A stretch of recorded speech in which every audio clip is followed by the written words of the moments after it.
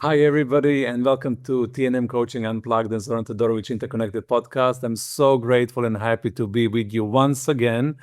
Thank you so much for liking our podcast. Thank you so much for sharing our podcast with your friends and family and colleagues. We're growing and growing and growing, and I'm always overwhelmed by the beauty of our community. And today we have something beautiful and special for our coaching community. We love the coaches in our community. We are dedicated to serving them to become the best possible coaches they can be. And today we're going to talk about what will it take somebody to build successful coaching business. How can we approach this struggle that a lot of coaches have? They train to be good coaches. They do all the education, they do coaching practice, they do coaching supervision, they become super professional, their skills. And then the struggle begins. How do I create a successful coaching business? And sometimes really that affects me because a lot of the time I feel like, oh my God, if I can just help coaches, all of the coaches in the world to do this really well, I will be very happy. And then our guest today is Janice Lichtenwaldt.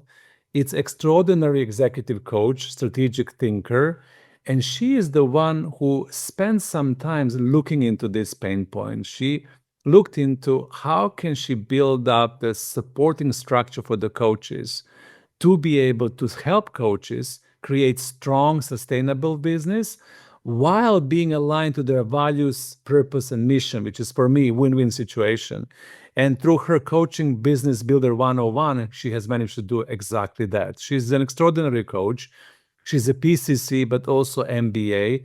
She has decades in business and leadership experience, and she has unique ability to simplify complexity. And this is what I love about Janice. When we spoke first time, sometimes these building business tools and how do we need to be successful and what do we need to do as coaches, they become so complicated and difficult to fathom and actually to practically apply. So she has this way of simplification, clarity of the system, clarity of the mindset, and all of this is grounded in professionalism and long-term success for coaches. So get ready for this beautiful conversation. It will probably bring you clarity, honesty, practical wisdom, and hopefully a lot of success in your coaching practice. Janice, welcome to the call today.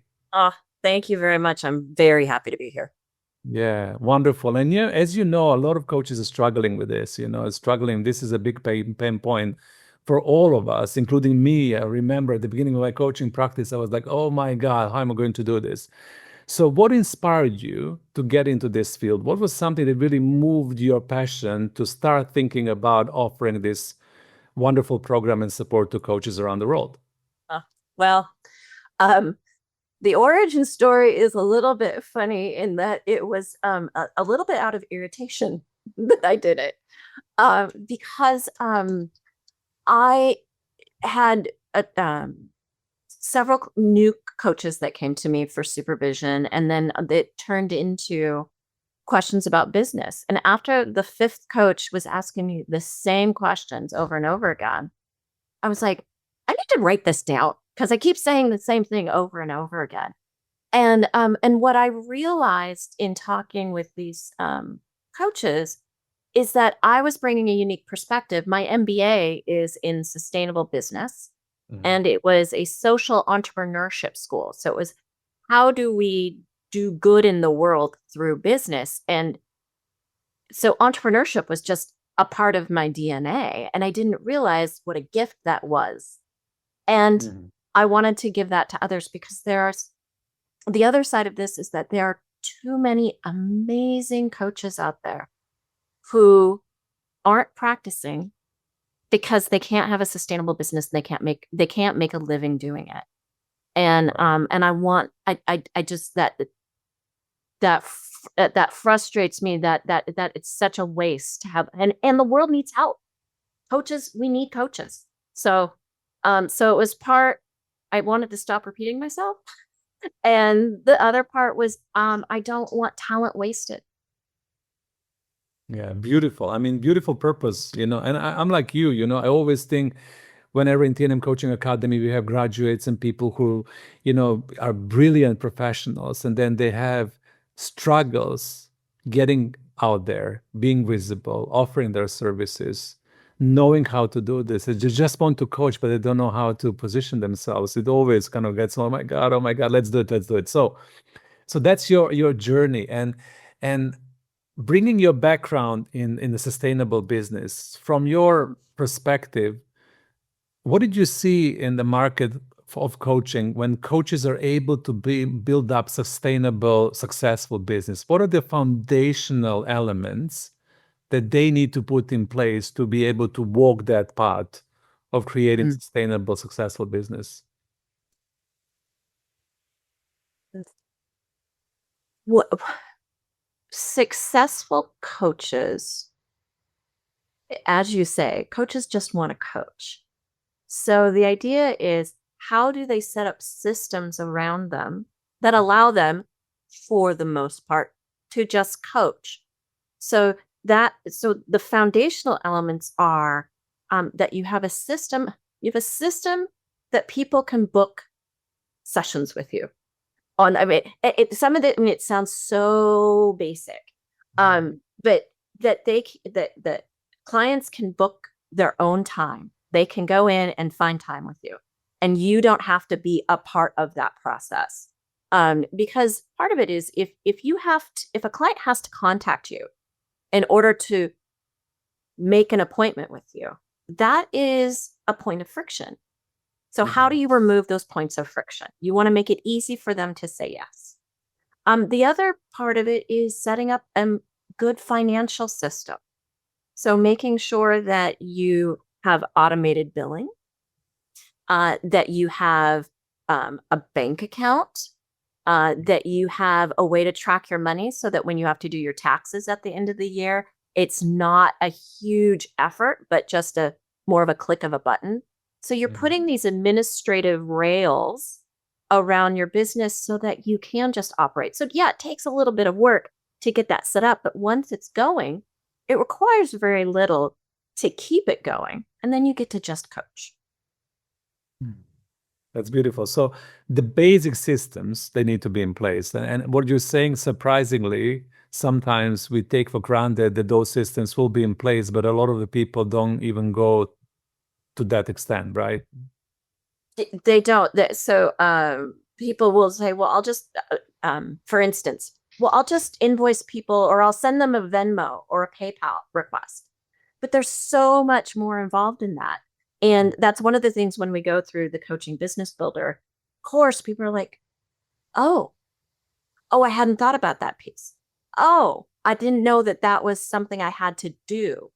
And so there are small things. Like, also, one of the basic core things is you need a business license. In anywhere in the world where you're coaching, you do need a business license.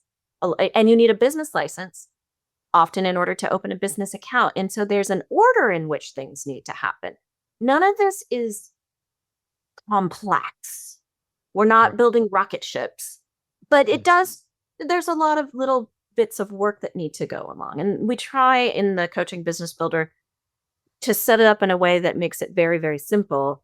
And it's one step after the other. So it doesn't seem like it's super overwhelming. Exactly. And I love that. I love when people can go through the steps. And sometimes people who transition to coaching, even from a big businesses, I have a lot of clients that were part of corporate. And sometimes in corporate setting, everything is taken care of, right? So you don't need to think about it. You just show up and you do your work, and structure, infrastructure, systems and processes. It's well-oiled machine. You press the button, everything goes. So you never created this infrastructure. And then people, when they go into their own business, where do I start? Exactly. What do I do first? and that is for the corporate people especially. They don't understand, and it's not that they can't. Of course they can do it, but they've never been exposed to it. They don't know all of the back office, procurement, HR, the finance team, the IT team. That's, for many coaches, one of the biggest, the scariest areas is the tech part, and that we take care of that. It's not something to be scared of. It's all very doable, but again, broken down in bite-sized chunks. Exactly. So step by step, bit by bit, and through the alignment. So where do you, I mean, we're going to get into the business builder, in the later part of our podcast. I really want, for you to really talk about it, what is entail, what is inside of the module, so people can understand how they can really sign up for this program with you and really go through these bite sizes and build a successful business. But when you interview coaches from your network and from your client base, where is the biggest pain point? You mentioned tech. Is that tech biggest pain point? What really gets coaches to struggle when it comes to the business building? Well, the biggest pain point that coaches first surface is, how do I get clients?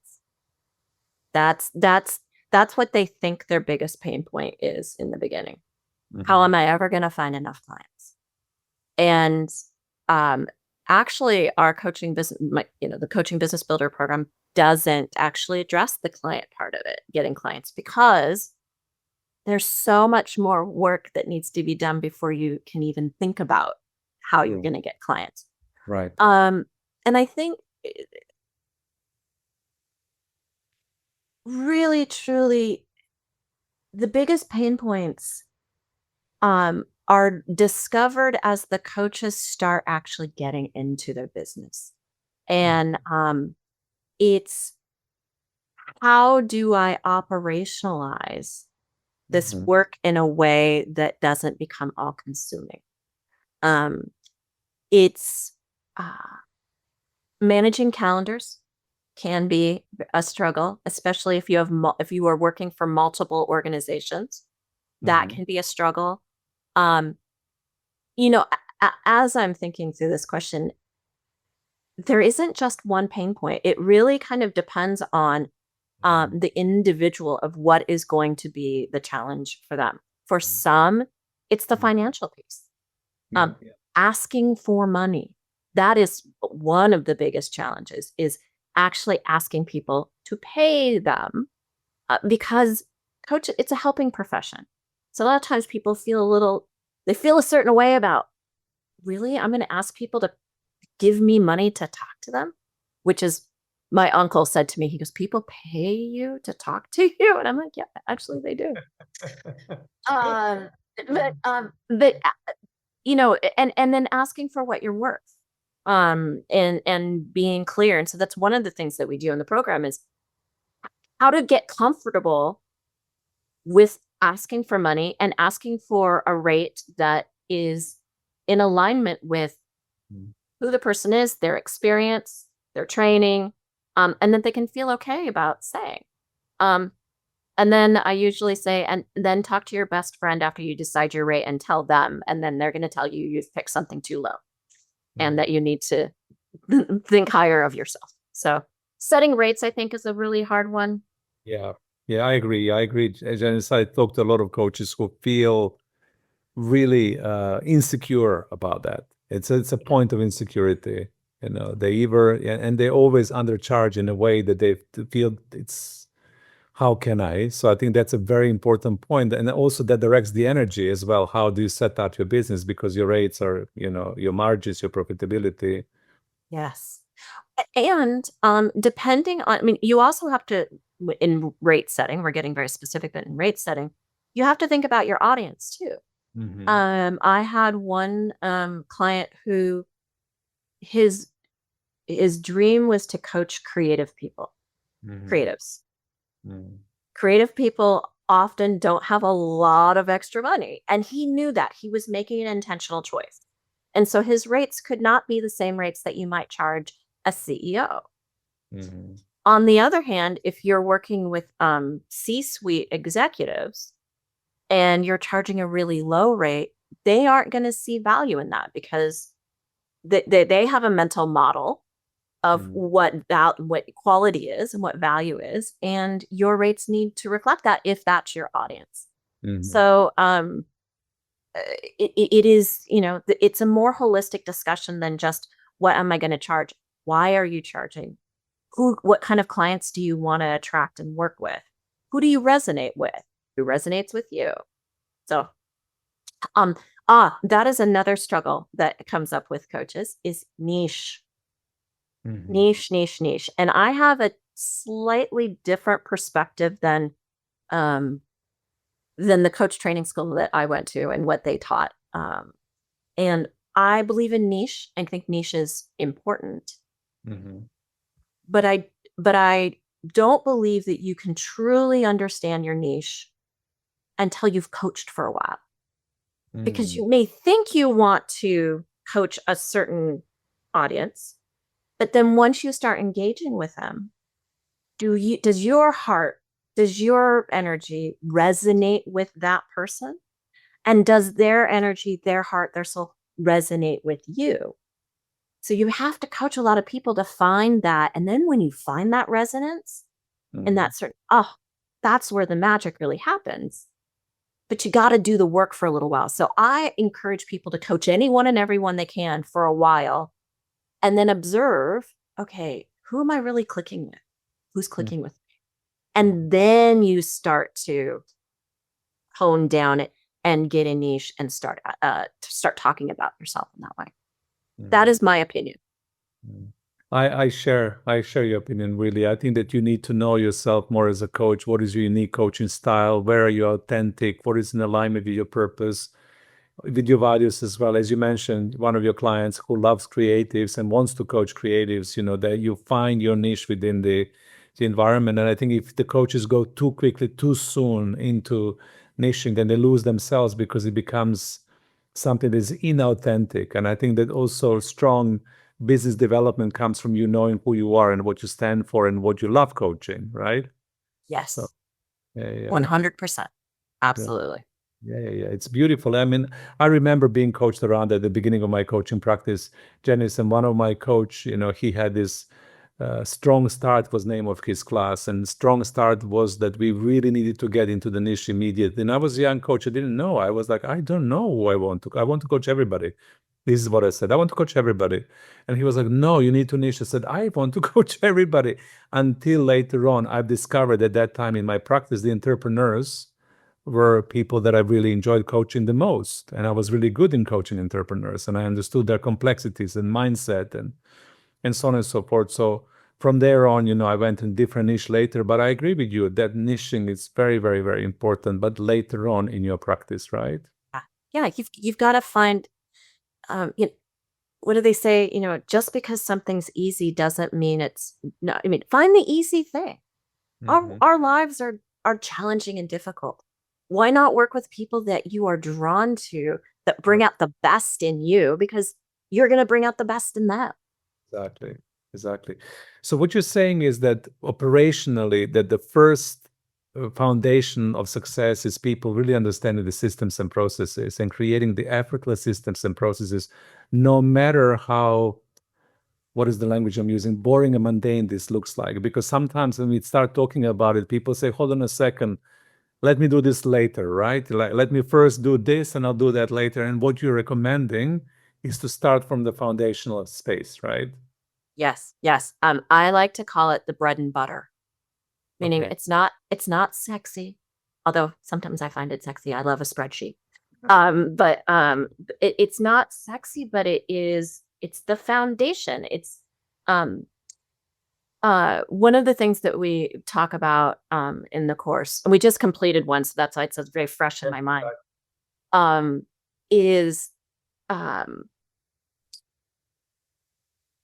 when you are getting started, you don't need to have a huge infrastructure. And if you only have 2 or 3 clients right now, don't invest in huge infrastructure. That's you can build your foundational elements with tools that you already have access to. Some Google Docs, some things there that you can create that foundation. And then as you grow, you scale and you put in um, maybe a little more robust systems. But there are coaching platforms out there that will handle all of your invoicing, the scheduling, keeping track of your clients, the notes, all of that. Do you need that when you're first starting out? No. And then when you're starting to scale, Like if you have five clients, you can keep track of them in your head probably. But once you start to get to 10 clients or 15 clients or 20 clients, you can't. And so what I recommend is as people are ramping up, that they start putting in these more serious foundational elements, like maybe going to a coaching platform before they really need it. Because at 5 or 6 clients, you still have some space to create these foundations. At 20 clients, you don't have time to do anything. So be prepared in advance. So prepare the ground before you get there, but know when that pivot point is. For 2 or 3 clients, you don't need to invest a lot. Once you start ramping and you're really growing your business, invest in those systems. Yeah. Beautiful, beautiful. Like wonderful advices for the coaches. And do you also believe that the mindset of the coach when it comes to success is important? And how do you link that mindset to the business building? Anything that you would like to share on that?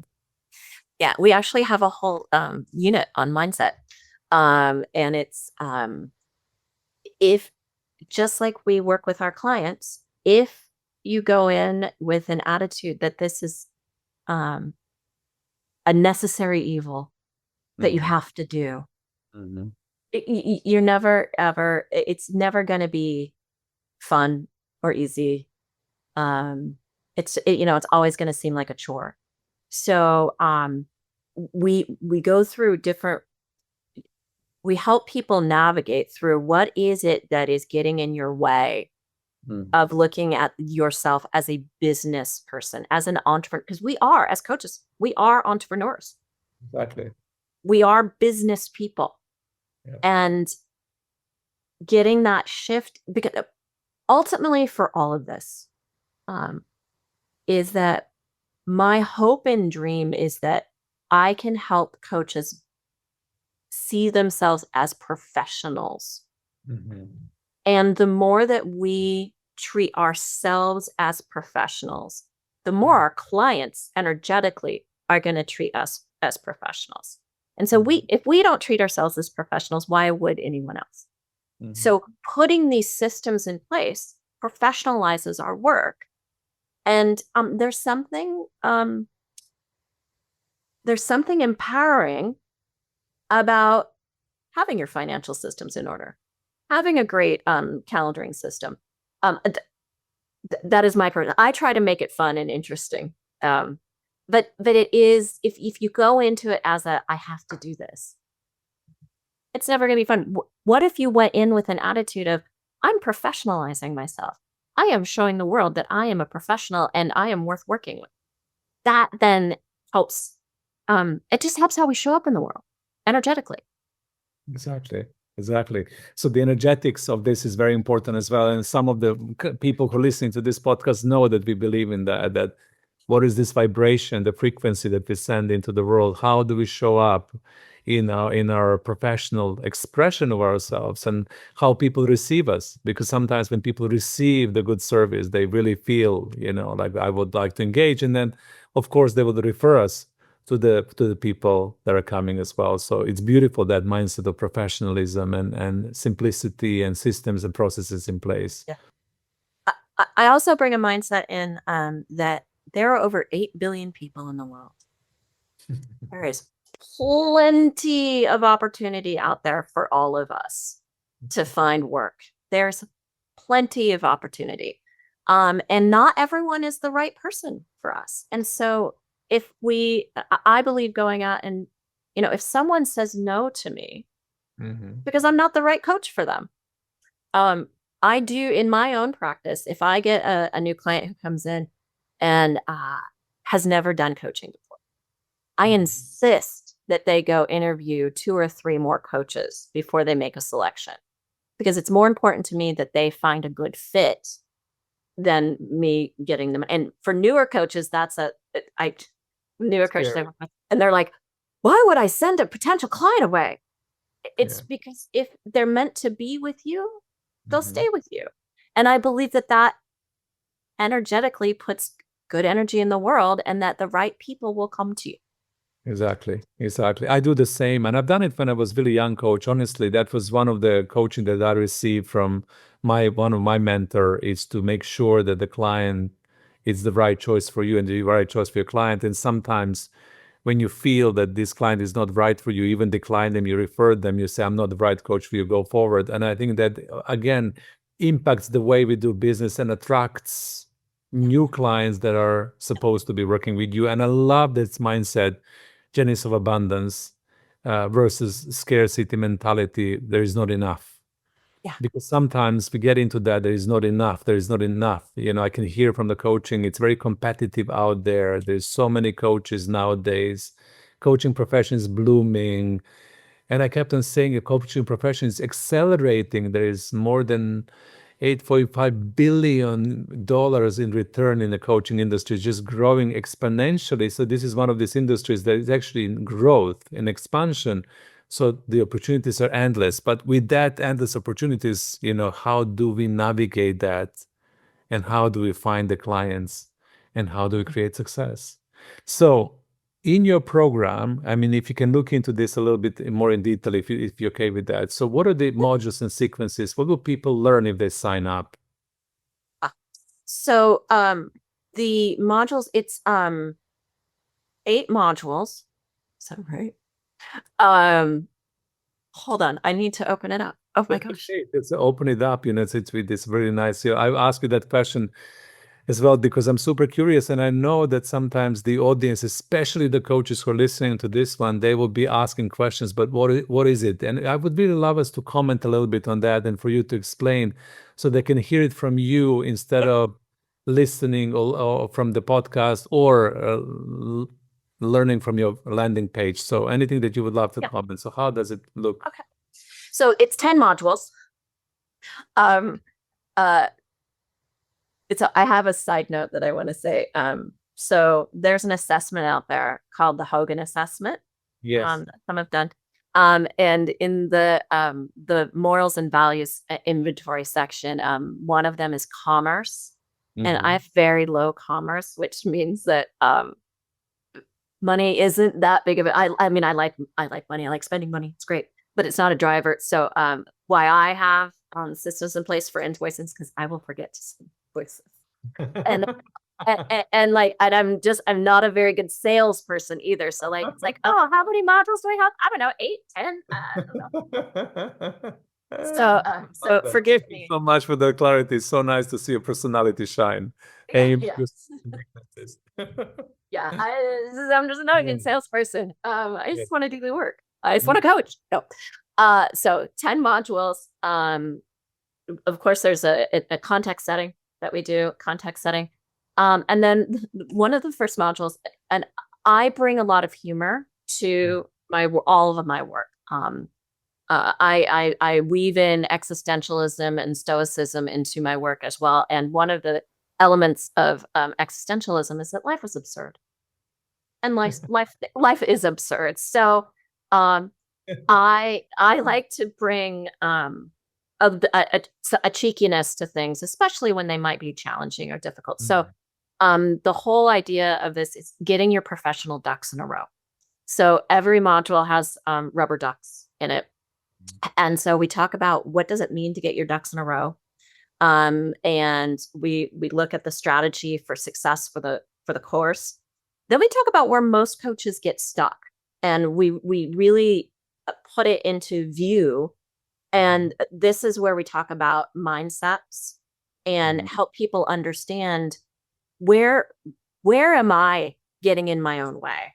And it's interesting. I thought that I didn't think of this module as being a super impactful module. And the feedback I'm getting from participants over and over again is that was one of their favorites. It's like it really helped to open up and bring clarity. Yeah, of course. And I can see that clearly. Where am I putting myself in my own way? I mean, it's so important to get that awareness and that blind spot of not knowing. It's brilliant. Yeah. Exactly. Yes. And then we also talk about a concept called MVP. And it's minimum viable product. It's used in agile software development, but we apply it to what is the minimum viable product that you need to create in order to get your business going. So It's all about what is the base, what does that mean? And so we really talk about that and really try to integrate that, because so many coaches think they have to do all of this work before they can start coaching. No, it's minimum viable product. And that, I get a lot of feedback about that. Beautiful, beautiful. I love that concept, Jenny. It's so lovely and refreshing and straightforward and very practical. I think that's, and a lot of the coaches don't think in those terminologies from the agile software development and what is it.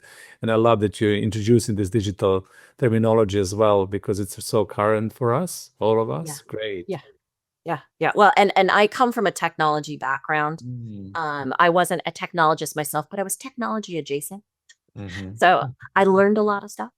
Okay, then we go into foundations, just the foundational pieces of what, yeah, just foundational pieces, talk through it. Then in module 5, we talk about the legal docs. What kind of business structure, your licensing needs, agreements, insurance, all of those things that nobody really thinks that, like when I first started coaching, I'm like, insurance? I need insurance? What? And so we talk about the needs and the reasons for insurance, and all of that. Then we go into financial ducts and talk about setting up a bank account, invoicing, taking payments, rates, understanding that whole world. Then in module 7, we talk about administration, tracking, calendaring, booking tools, session details. And then in module 8, we talk about client management. That's another piece of this. We are a service. We have to have customer service. How do we make sure that our clients are getting what they're signing up for, and encourage? And also, most of my business now, I've been coaching for nearly a decade. Most of my private business now is referrals. And that is because I took care of my very first clients well, and they said nice things about me. And then people come in. So, we got to make sure that they're well serviced from start to finish. Then we do a light touch on marketing, which I really, it's one of my favorite units because it's a hands-on piece. I teach people how to go in and build their own logo, how to build their own website. You don't have to pay people pounds of money. We can do this ourselves. So I show them how we do that. We do a hands-on exercise. And then at the end, the last one is called Let Your Ducks Be Free. And we talk about how are you going to put all of this learning that you've got into practice, and coming up with a very a plan. And a lot of people that I've worked with aren't quite ready to build their business yet. They might still be working in corporate and they're making plans, but you have all of this material, checklists for people. There's workbooks that you get with all the information. So you can go back to it, and it's built in a way that you can follow it step by step. This is just the first introduction to how to build your business. You'll learn as you go. But yeah, that is how we nail it at the end. And then there's a LinkedIn group for all of the participants that they can share stories. It's free. It's, if you take the course, you get involved in it, and you can ask questions in the group. And you're gonna hear it here first, Zoran. Yeah. I am working on creating an AI bot of myself that will be in support of this entire program, that people can go in and ask specific questions of and get advice or get direction. So I'm building that right now. As long as she's courageous, charismatic, and as beautiful as you, then it's worth it. Well, thank you very much. Thank you very much. We'll see. I'll do my best. But it's wonderful support, right? The integration of technology. This is what we talked about, like being able to have an AI bot to support the implementation of the program. Amazing. Yeah. So all of that, for the coaches who are listening, what happens once when they go through this entire process from your perspective, and they move through this? What is the final outcome? What do you see them doing that are not doing at this moment in time? Yeah. What I hear over and over again is, I have confidence to go do this now. I know I can go do this now. It's not, I think I can go do this now. It's, I know I can go do this now. I'm excited. Like, I hear enthusiasm to want to go build the business. It's it's like all this is behind a black curtain, and the course rips that curtain open, and then you can see all the elements going, oh, that's not scary. That's totally doable. You can do that. And that's the whole point of this is, yes, you can. My very first coaching,